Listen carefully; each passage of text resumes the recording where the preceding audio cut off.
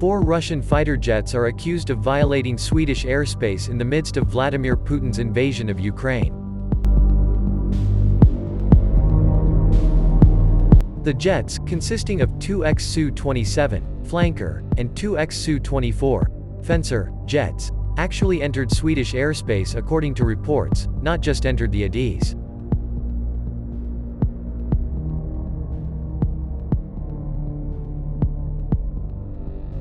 Forces Commander Johan Edström of the Swedish Armed Forces confirmed 4 Russian warplanes violated Swedish airspace east of Gotland. This shows that we are well prepared. We are on site to ensure the territorial integrity and borders of Sweden.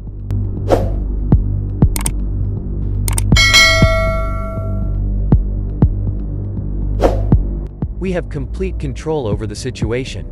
2 Russian Su-27s and 2 Russian Su-24s violated Swedish airspace.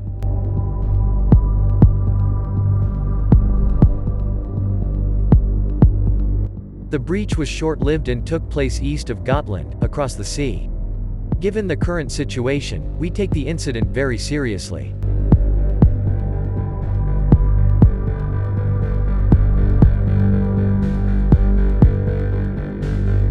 This was an unprofessional and irresponsible act on the part of Russia, the Air Force chief said.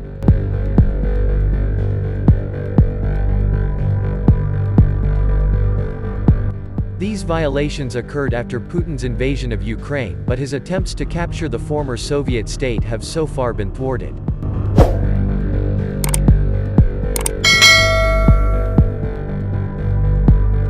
However, this week an expert warned the Russian president would not stop at Ukraine.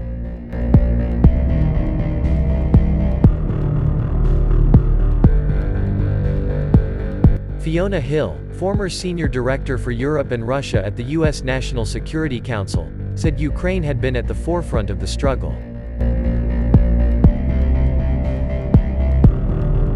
Not just for which countries can or cannot be in NATO, or between democracy and autocracy, but in the struggle to maintain a rules-based system where the things the country wants are not taken by force.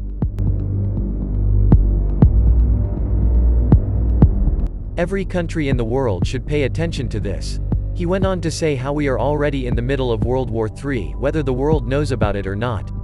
We're already in it. We've been doing it for some time. We keep thinking of World War I, World War II as a big part, but World War II is a consequence of World War I.